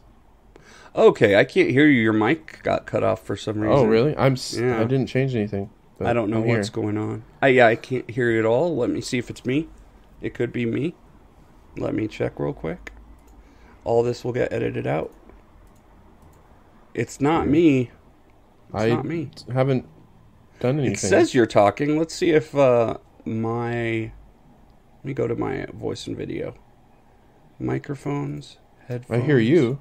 Okay, there we go. Now I got you back. I hear you. Well, anyway, my favorite thing was when Kevin Owens gets the flowers from the flower girl and throws them. Tosses them. So good. Like, that was just peak Kevin Owens right there. You know what? I actually, that's one of those things where, like, no one would ever do that. That's so disrespectful. I think I saw that happen again on another wrestling match, too, where it was, like, an older match from the 90s, and it was, like, the Gaijin foreigner got the flowers and just threw them on the ground.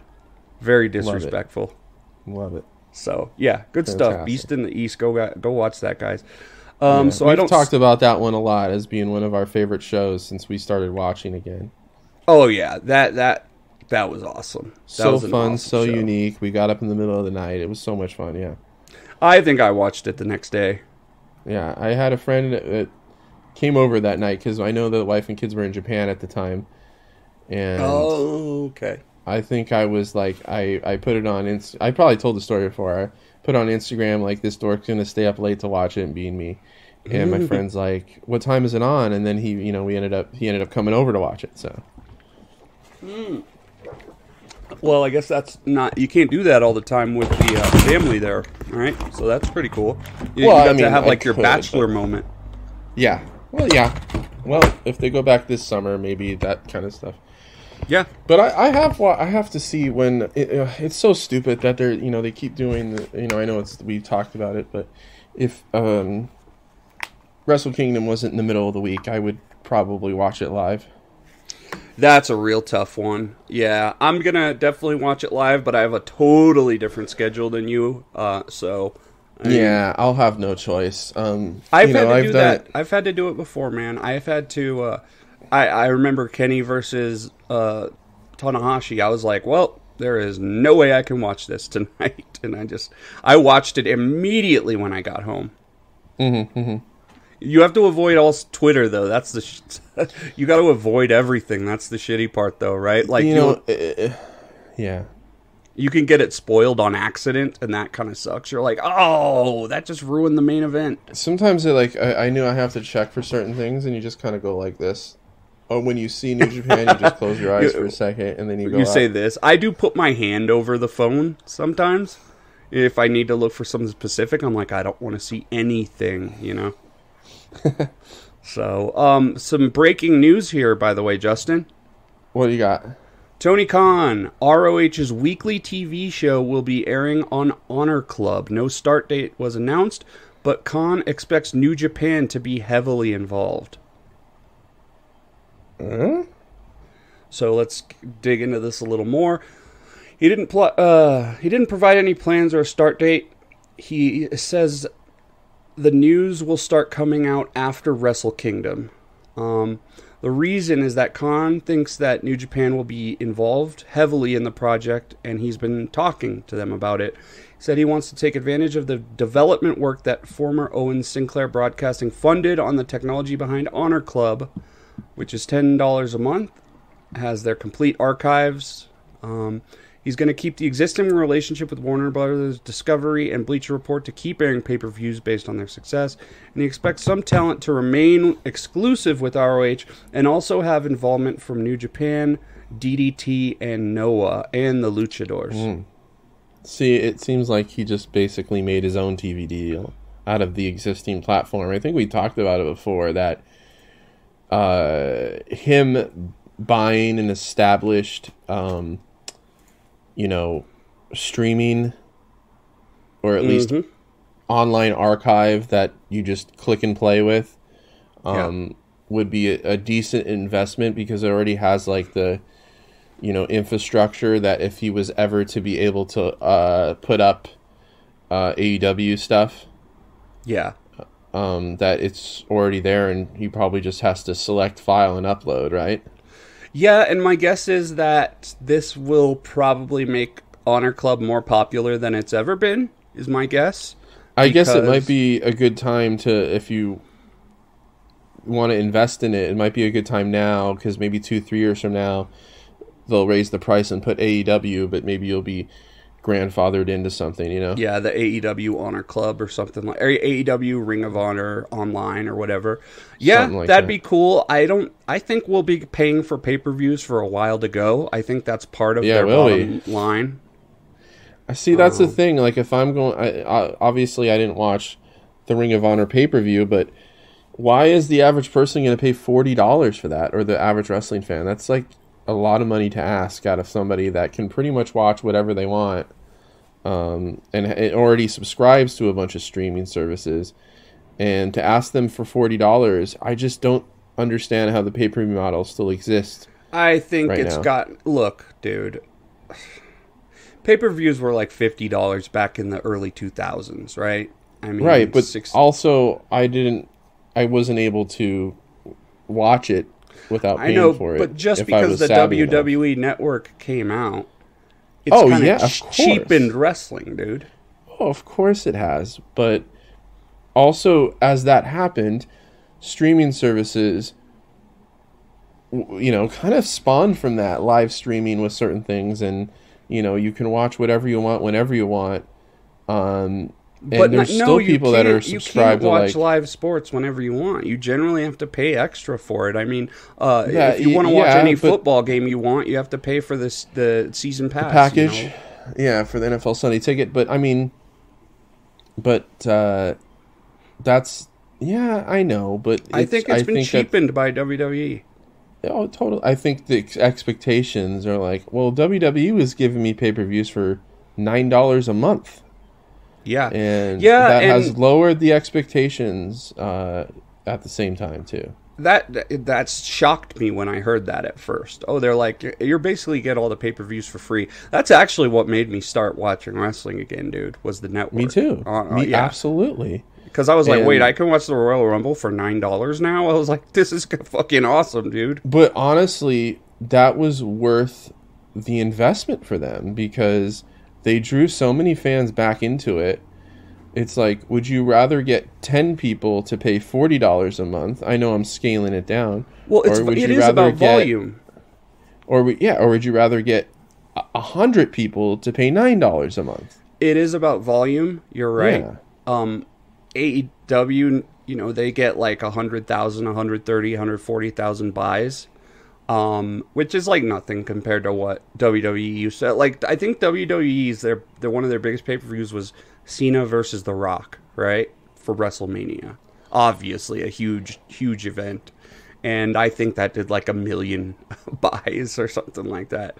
So, but it is about volume. If you can get 130,000 people to pay $50-$60, and you're getting it every 3 months, like, you're going to keep doing that. I mean, and maybe they've done the research. What if we do it for $10 a month, But I think that we might see that if they get a higher and better TV deal. I think that's going to be the key. That's the thing is I don't think with TBS and TNT that they're really allowed that flexibility to do anything with their content that would unlike WWE, take away from people watching it on that network. Unlike WWE, AEW like lives and dies by their actual pay-per-view numbers and their actual attendance. Where WWE, they already have all the money. They're like, we don't, it doesn't matter. So, I mean, WWE, it really, to them, yeah. They don't even have to make good shows, to be honest. They don't have to. It's all, they are already paid, They already have the money, but AEW is kind of forced to put on shows that you want to buy. So, we'll see, though. Hopefully they get a new TV deal. Don't get me wrong, dude. I would love to pay $10 a month to watch AEW pay-per-views. I would love that. But, yeah. Kind of like we do with New Japan, right?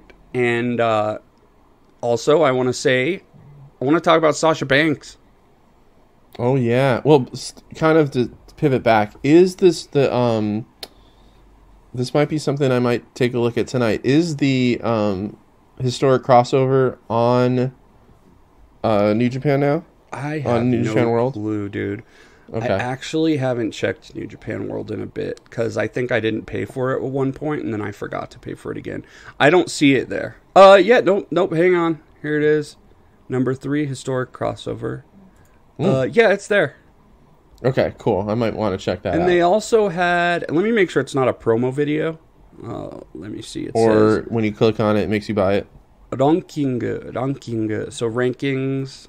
It's number 3 most popular video, and there's a play button right there. So, they also just had one of their shows on YouTube for free last night, I believe.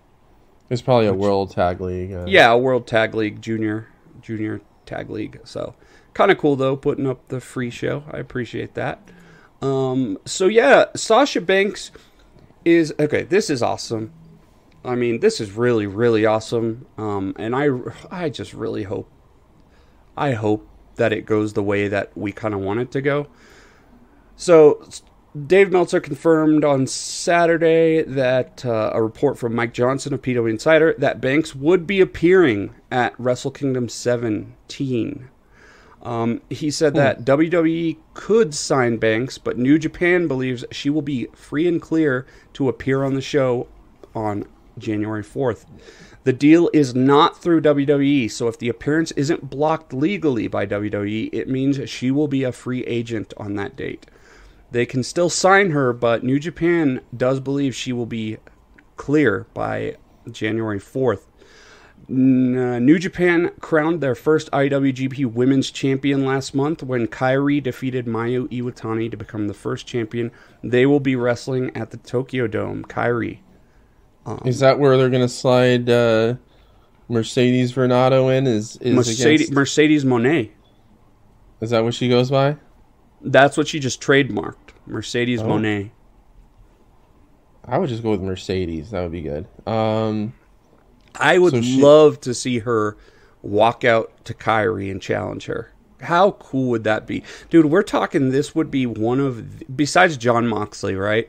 This would be one of the biggest stars switching sides. Like, oh, for sure. Yeah. Huge stars, dude. And she has so many fans, freakish fans online. Yes. Yeah, that would be great. She's always had a knack for Japanese stuff. Every time she takes a break from wrestling, she goes and trains in Japan. Did you know that? I did not. Yeah, the first time she took a big break, she went and trained with Meiko Satomura and those girls. This time, she's been spotted with Tokyo Joshi Pro taking pictures with Yamashita and stuff like that. So no, she's like a hardcore wrestling fan, and her appreciation of like Eddie Guerrero and stuff like that. Yeah, also a big anime fan too. Right. So she's cosplayed as Sailor Moon in the ring before. That's true. So I think she's one of us, dude.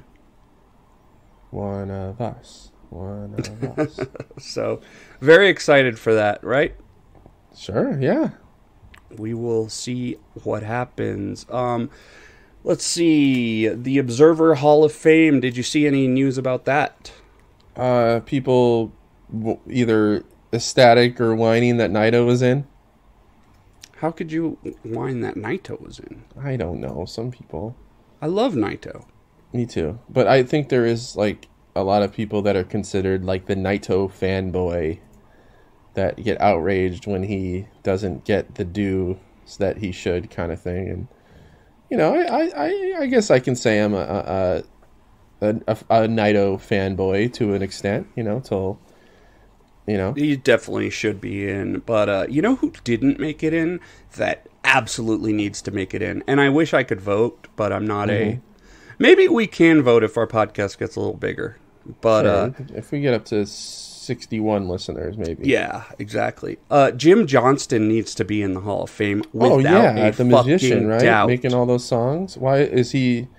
He only got 42% vote. You need 60% vote to get in. Unless you just don't think a guy who made music should be in there. Dude, he is one of the most influential wrestling creators ever. Absolutely. Could not agree more. He helped make a lot of these guys. Yeah. Undertaker theme, dude. Stone All Cold. these themes. We could get all the way up till nowadays. Jinder Mahal's theme. He was the best wrestling. Jinder Mahal actually has a banging theme, dude. He was the Is best. he back with them now? That he got let go. CFOs? He got let go a long time ago, and I CFOs thought hasn't they were- worked for them either. Right. So who's doing their stuff now? Because I don't know, but it's did some not pretty that good great. ones. It's not Yeah. that great. It's crazy because you almost get used to Jim Johnston. You almost, and CFOs actually, they're great too, but you almost get spoiled by them. And now we have AEW, and the music doesn't really cut it compared to Jim Johnston. I mean, some of the themes just have been like really underwhelming. Like Claudio's theme, I think, is terrible. But They went with it's just the it's that classical. Da, da, da, da, da, da, da, da, da. yeah. Well, that's probably something he wanted. Yeah. I suppose, but I mean, Brian's theme, not the Terrible. best. Terrible. I know they went with the theme, but like that song is just awful.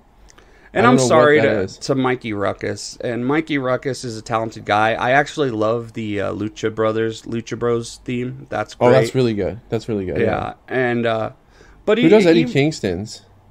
Yeah, and there's themes that we kind of like, but as a piece of music, I don't think are great. Like MJF, yes, his theme works. I think It's it so could have been generic better. though. It's I've heard generic, it on exactly. commercials, or it seems like royalty free music or something that you would find online. And when we think of AEW, bro, like if I asked you like hum Britt Baker's theme, it's like kind of not that memorable, you know? Hers is pretty good though if you listen to it. You know, the best songs in AEW are songs that they bought. Like Wild Thing and The Jungle Boy, Jungle Boys was brilliant. And, Carry On My Wayward Sons. yeah, and I think Jane is okay. It just doesn't fit Orange Cassidy. The other song is I'm better. getting more used to it now. The Pixie song I thought fit better. Yeah. That And was by the way, I love him carrying the title in the backpack. I think it's just so unique in him. I think it's just hilarious. He comes out there with the backpack over one shoulder and just takes it out of the backpack and lays it out. It's such a great presentation and unique and different, you know? Well, he is pretty awesome. So, Wrestling Observer this year, Akira Taue and Toshiaki Kawada got the most votes, 76% votes. That's like a no-brainer team, Taue and Kawada. Taue being the former sumo wrestler, in my opinion, the best sumo wrestler, pro wrestler there ever was. And once Jumbo Tsuruta started having liver issues and health failure, Taue teamed up with Kawada, and they kind of did their heel thing, and just a legendary team, you know, teaming up against Misawa, Kobashi, and Akiyama. So, yeah, that was a must-win team. We had Mystico. How much do you know about Mystico? You probably know more than you think. Yeah, okay. Let's go with that. So Mystico was joined at WWE as Sin Cara. Yeah, okay. Yeah, But I knew I heard the name. he so was yeah. replaced by another Sin Cara by the time we started watching. Right, Hunico, that guy. Yeah, Because That Sin Hunico. Cara, the first original Sin Cara was a bit of a malcontent, right? Well, what happened was the first Sin Cara was a huge star in Mexico. Like, he was drawing, 15,000 fans to CMLL every weekend. So when he went to WWE, he thought of himself as a huge star. And Right. that's and they a probably no-go. told him he was going to be a huge star, too. The other thing was that he could not do WWE style. So he had his lucha style, and that was how he wrestled. So yeah, they didn't like that about him. But the thing about Mystico is he was a super top guy for like the early 2000s to mid 2000s. Actually, mid 2000s to like 2011. He was the top guy in CMLL. He was a huge draw. And he's often credited for, I guess, the lucha boom of the mid 2000s. So, very good wrestler. He had to change his name to Caristico. This is where you get the whole confusion about Mystico, Caristico, Drilistico. Like, it's all confusing. Yeah. It's a story I'm not going to go into now, but he is back to being Mystico. Kota Ibushi is in the Hall of Fame. You think he's a Hall of Famer? Kota Ibushi. I mean, for weirdness and stuff, sure. But Kota Ibushi was one of the top guys in DDT for a long time. He was a legitimate draw. Is there like a kind of blanket criteria that they need to do this? The criteria is that they have to be a draw, basically. Like, they have to draw money. They also have to have a career of like over 10 years or at least be 35 years old, something like that. And they have to be good wrestlers too in general. But he checks almost all those boxes, I guess. Yeah, influence is also a big deal. So I think he checks the boxes. He was a big draw in DDT and in New Japan to an extent. He has won championships in all those companies, right? He was IWGP champion. He was DDT, KOD champion. He had amazing matches with Kenny Omega all throughout the years, and an awesome tag team run. These Hall of Fames, I don't really have a strong enough opinion in terms of who and who isn't. So I would be fine with anyone. You can make a case for me that says he shouldn't be, and I would be like, fine.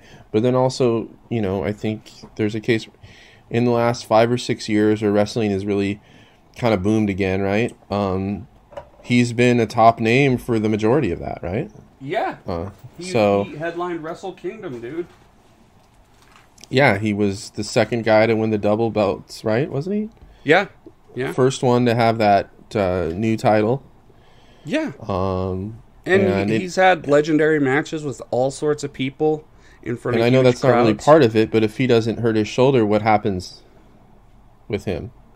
Well, he's already in the Hall of Fame from what he's done in the past, so, And I think just for being a influential guy that did it for so long without being tied to one company per se, that's kind of different and admirable and unique, right? Definitely. Now, when I read Meltzer's write-up of Ibushi, he had a great story in there, by the way. Did you know he was banned from, was it Sumo Hall? Let me find this. Okay, Ibushi. Because he wrestled a blow-up doll? I think, no. He was banned from either Ryogoku, Kokugikan, Sumo. He was banned from one of the big, the Budokan. I think the Budokan. He was banned from the Budokan because before his match with Kenny Omega, he was specifically told, don't jump off this area. And what did he do? Jump off that area. He jumped off that area, and he got banned from the upper deck or whatever. So he's always, even though he is a very quiet and reserved person, he's always a habitual line stepper, I guess. Always, yeah. He steps over the lines. I mean, you seen that thing with him playing with fireworks while in his gear? Yeah, that's what I'm saying. A little bit of a weirdo. Yeah. Yeah, I just, that's another guy, obviously we don't know anything about him personally, but I don't see him doing anything other than just being by himself and watching old videos and playing video games, and there's just not a lot to him. And that's okay, because in the ring, there's a lot to him. Oh, absolutely. Yeah, just, like I said, unique. I think he gets in my mind, just because of his uniqueness. Yeah. You had Naito, 65%. Naito has actually had a pretty long career, but, his career renaissance happened, 5 years ago or so, 6 years ago. 7 years ago, yeah. But I think he's someone that should get a lot more credit than he gets for influencing New Japan's boom with the West. Yeah, I agree with that. I think he had a lot to do with that for sure. I think him taking the Mexican side of things and turning it into this pretty much the coolest faction in all of wrestling for a while. Possibly still. Yeah. The biggest merch sellers, right? Yep. just he did the Roman Reigns thing before Roman Reigns did it, but a necessary heel turn. Now you know the story of him versus Okada, right? When he was babyface. Vaguely, I probably do. Yeah. So he was being pushed as a top guy, and this is when I first saw him when he was the Stardust Genius. He was being pushed as a top guy, and the problem was the fans were rejecting him. Right, especially Osaka. Yeah. He was getting booed as a babyface, which is especially in Japan. That is not good, dude. That is not good. No, and, that's go away stuff right there. Yeah, go away. Like, seriously. And as you're being pushed as a babyface. So he won the G1, which was not popular. And he got the title shot at the Dome. And because the fans didn't really like him, they had a vote. They said, should we put the Naito versus Okada match as the main event, or the Tanahashi versus Nakamura match as the main event? And they voted to have the Tanahashi match be the main event instead of the World Championship match. Wow. So, yeah, it wasn't looking good for him. But a career renaissance, a heel turn, an awesome team, and he's become one of the best promos, one of the most charismatic wrestlers in the world. Absolutely. Yeah. And like I said, a lot of credit goes to, him as being a draw to the Western fan. Totally. That spit in your face Kanaito, Oh, God. Thank God he doesn't do that so much anymore. That's so gross. And then we had Los Villanos and Rollerball Mark Rocco, who I'm not going to talk too much about. That's a little before my time. Although I have seen Mark Rocco. Recently, Mark Rocco also had great matches with Sayama. He played the original Black Tiger. Okay. So, here's some people that didn't get into the Hall of Fame. The British Bulldogs did not make it. CM Punk did not make it, probably because of things that happened recently. Give it a couple years, I guess. Yeah. Ishii did not make it. Randy Orton, Shima, Edge, none of them got enough to... It looks like they put Bret Hart and Jim Neidhart as a tag team on there. I don't know if that's a Hall of Fame tag team. Sure it is. Absolutely. Are they, in your opinion? Yeah, absolutely. And I think if Edge and Randy Orton aren't in, then you got to kind of reconsider Ibushi. If Edge and Randy Orton aren't in? Yeah, right? I don't know, because a lot of it has to do with your in-ring and where you're a top guy. And, yes, Edge and Orton have been kind of at the top and stuff, but have they always been like consistent draws like Ibushi was in DDT? And now I know that a draw in DDT is like 1/50th of being a draw. Well, maybe you're not supposed to compare the Japanese guys to the North American guys, right? Because that wouldn't be fair. How often does Edge have 5-star matches, brother? Well, how often does anyone in WWE have 5-star matches? Yeah, I guess that's true. But as you said, give it time, right? People get. But I'm gonna go with it. I think Randy Orton and Edge should be in there if we're talking about a wrestling Hall of Fame. And then Trish Stratus barely got any votes. I don't think she's going to end up making it in ever. And then Roman Reigns too, a little young right now. Now Matt and Jeff Hardy, I'd like to see them in there. They should be in for sure. Very influential. Yeah. So yeah, pretty exciting stuff. I think with the Hall of Fame. I mean, it is the closest thing to a legitimate Hall of Fame we have in wrestling. So, I guess. And I wouldn't even be mad if someone was passionate about Trish Stratus going in the Hall of Fame. They're always going to have their fans for being influential in the women's thing. But I don't know enough about... I really don't know enough about Trish Stratus to say one way or the other. Except that she's hot. I can say that. So, yeah. Canadian Trish Stratus. So, moving on to a little bit of MMA stuff here, which we never talk about. I like MMA. Do you ever watch it? Not really. I like it. I think it's good, but it just depends on who's fighting. You know, I'm like a fair weather fan. If it's like Israel Adesanya, I'll watch it. But if it's some random dude, no. But this is really exciting. So, have you ever heard of One Fighting Championship? No. Okay, it's based in Singapore. It is second to UFC for being the biggest, biggest fighting championship. Sounds like a big gap there. It's a big gap because UFC is even more popular than WWE now. Yeah. But it's kind of rules Asia. It's like the big one in Asia. And there's a lot of people there in Asia. I think they're based in Singapore, but they do the Philippines and India and Japan. You know what I mean? So, and they've got a lot of big stars in their company from UFC. And, of course, a lot of Asian talent featured. So, and the one thing I like about One is that they don't just do MMA. They'll have an MMA match, then they'll have a kickboxing match, then they'll have a jiu-jitsu match, then they'll have a Muay Thai match. You get what I'm saying?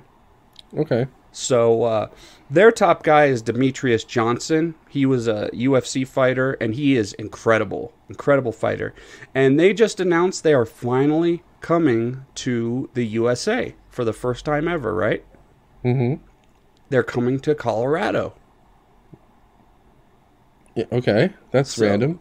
It's not random. It's not random at all because the UFC had their first show ever in Denver. So they're coming to do that, or was it because that they were? I think one there of were the few laws and states stuff that back allowed then. Bare knuckle combat or something. Yeah, something like that. But they're following in the footsteps, and they're doing their first show at the First Bank Center, where AEW is going to be. I think it's going to be a huge show, honestly. So I'm going to try to get tickets to that, man. When is that? It's going to be in May. Okay. So I would really love to go watch that. That will be cool. If anyone knows about One Fighting, it is a pretty big deal, dude. They have a deal with Amazon Prime, so their shows are on Prime.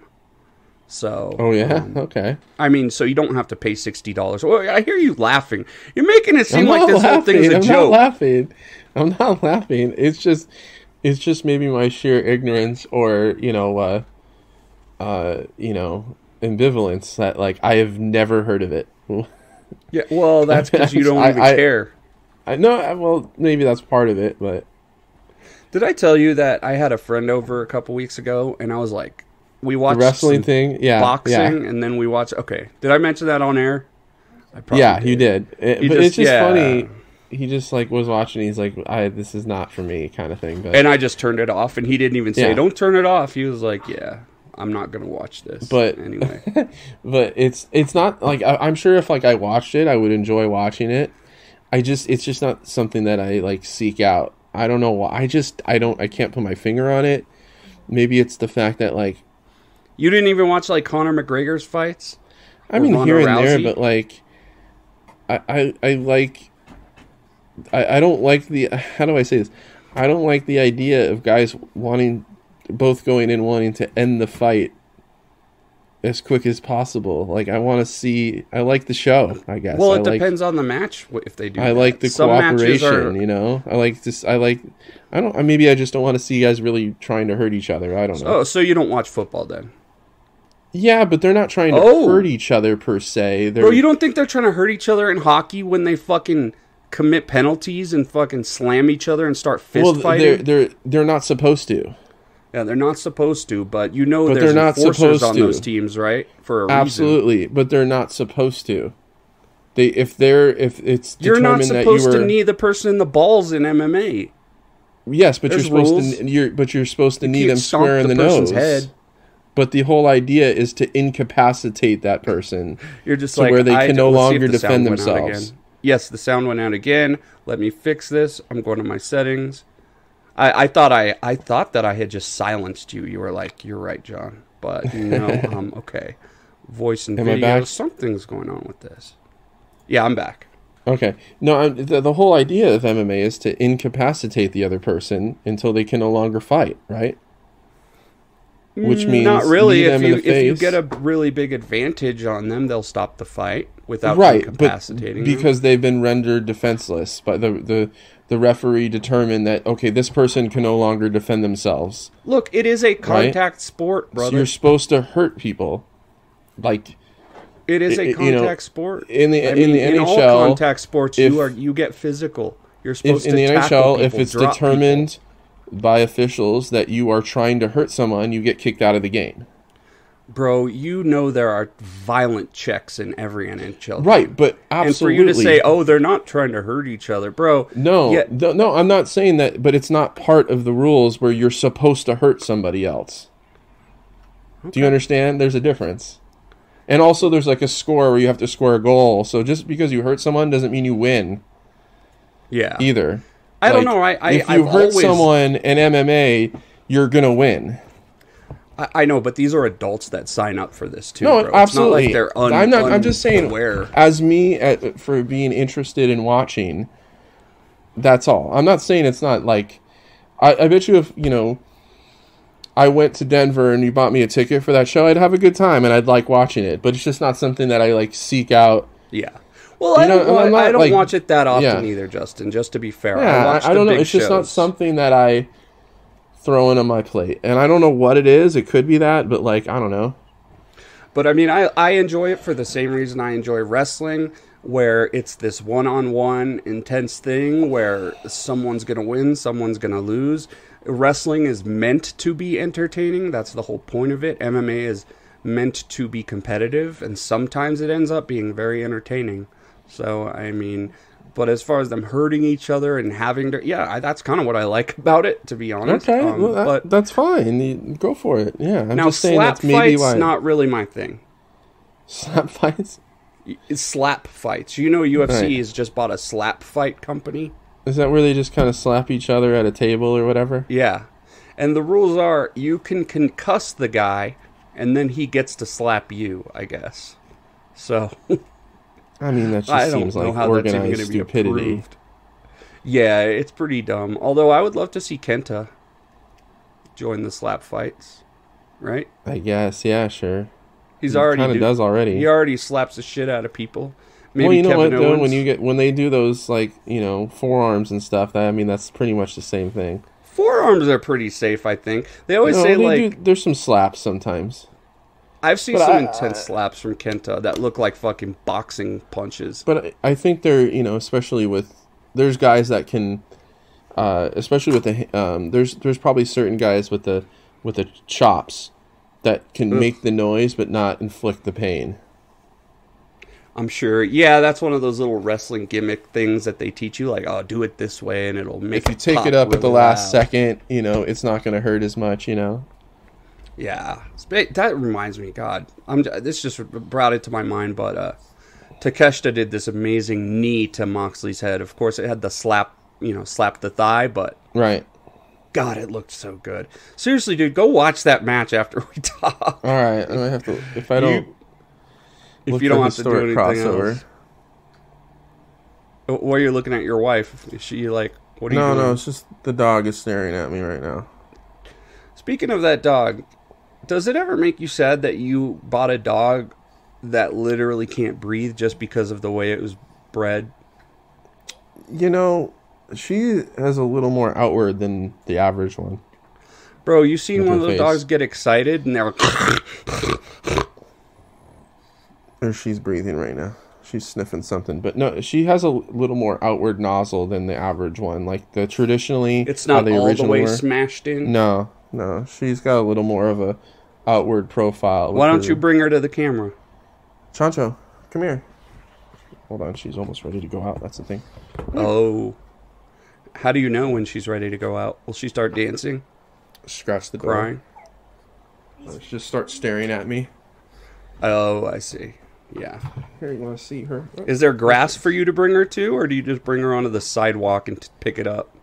I'm going to walk her in the neighborhood. There's lawns and... She likes going in the streets. Let's see. Yeah, she's got okay, it's not all the way smushed. She's not as... Well, you can see her breathing. I can hear it now. Listen to that. It's not always like that, though. But... Listen to that, bro! What? Hang on, let's hear that again. She's not calming down now. Did she get excited when you picked her up? Yeah, a little bit. I also like their bug eyes. That's pretty cute. She has the little, not as bad as usual with the pugs either, with her bug eyes, but she definitely has them. But you can see she's got more of an outward nozzle than. Yes. Okay, guys, we're looking at, for the podcast, we are looking at his pug, Chancho. Yes. Very cute dog, and the pug just looks very comfortable in Justin's arms right now. Yeah, she's happy for sure. Well, Chancho, we will say goodbye to you and to our loyal listeners. Oh, she looked at the camera for a second. How old is she? About 3 or 4. Oh, she's right in the prime, now, right? Prime of her life. Yeah, still young. Don't those dogs live a little longer? About 15 years, I think. 12 to 15. Damn, they might be. She might be around when your kids graduate from high school. That would be good. That's the idea, I think. That would be cool. We don't want them dealing with the trauma when they're this young. But yeah, sorry to bring that up. I apologize for that. No, we actually had a dog that we had a Japanese chin named Yojimbo that passed away about 5 years ago. Yojimbo. Yeah, and she was about 11 or 12 when she passed, and the kids were there for that. They were very young. Kenzo was like 2, and Kawaku was about 5. Wow. When that Sounds happened. cute though. Yeah, she was. You'll have to show me some pictures sometime. Yeah, she was a little ball of fur. Well, guys, we appreciate you guys listening. We've almost gone 2 hours. This is what happens when we record early. We don't pass out midway through the episode. Yeah, so we got the energy and all that. We brought up a lot of subjects. Once again, we talked about Battle for Los Angeles. We talked about Kyrie, or no, it was Sasha Black Friday Banks. action figures. Black Friday action figures. One fighting championship where Justin laughed at me. I'll be going to AEW on the 28th of December, so we'll do a report on that, okay? Yeah, and pugs. And pugs. By the way, I will get to watch the Death Triangle versus Kenny Omega and the Elite. So. Oh, they have like a whole series going on, don't they? That's going to be match Game 6. 7. It's going to be match 6. Game 6. Yeah. What is the count right now? I think it's 2-1. Oh, okay. Because I know that. Oh, she's getting tangled here, and she wants to get off, and I got to get the headphones. Okay. Okay, come on, doggy. There you go. There she is. It's almost time to take her out. But yeah, I think it's 2-1 right now. The Hammer has had a lot to do with it. So I get to watch Game 6. Pretty if exciting. Necessary, though. Might not happen. Oh, it's going to. And why would, as a booker, why would you not make that happen? Well, you can't make it 100% predictable, right? I mean... Dude, what do they say? Wrestling should be like 90% predictable, and then sometimes you should swerve, but like, not on this one. You want that to go down to the last straw. Yeah. Right. I mean, so and then they'll be doing match 7 at the Forum. So. Oh, okay, right, in January. Yeah. Ooh. So that's going to be probably the same week of Battle of LA, isn't it? Like January 4th or something, huh? You might have to make some choices. Oh, no. It's January 11th. It's because of that January 4th one. That's Wrestle Kingdom is going to be in Seattle. Seattle, going back to LA, so it'll be like January 11th or something. They're doing Sacramento. They're doing Portland. I've heard Sacramento is an awesome city for. Not an awesome city, but I've heard for wrestling, it's great. I've heard it's actually a shitty city to live in. I know you say I have to make some choices, but I probably won't end up going to any of it. But of course, especially the Dynamites. I mean, I have to take off basically a whole day of work to do the West Coast stuff because you got to get there at 2 or 3 o'clock. You know, you're totally right. Well, I did take off work the day of, so I'm gonna lose some money from that. But no, you're right. No vacation time built up, or are you using that all for WrestleMania? They don't give it to you until 1 year. Oh no. They give you a week, and they only give you like 3 sick days. It's pretty bad. But I think the government has actually started requiring more sick days that the government pays for. So right, like you can go on disability for a few days, or family leave, or FMLA or something. Well, they definitely just added a if you have a kid type of thing. So, Right. But maybe I'll just have a kid. And then, Yeah, just do it. yeah, right now. Let me hit up Rachel. Oh, that's right. You need someone else. That's Yeah, it's not a one-man thing anymore. Yes, I'd like one kid, please. Yeah, one kid, please. Thank you. To go. That'll be 900. You know, you can buy cats and dogs from people. Why not? You can go adopt. Yeah, I'll just adopt. Hey, I'm a single man that makes that as part of the working poor. Can I please have a child? Foster parent.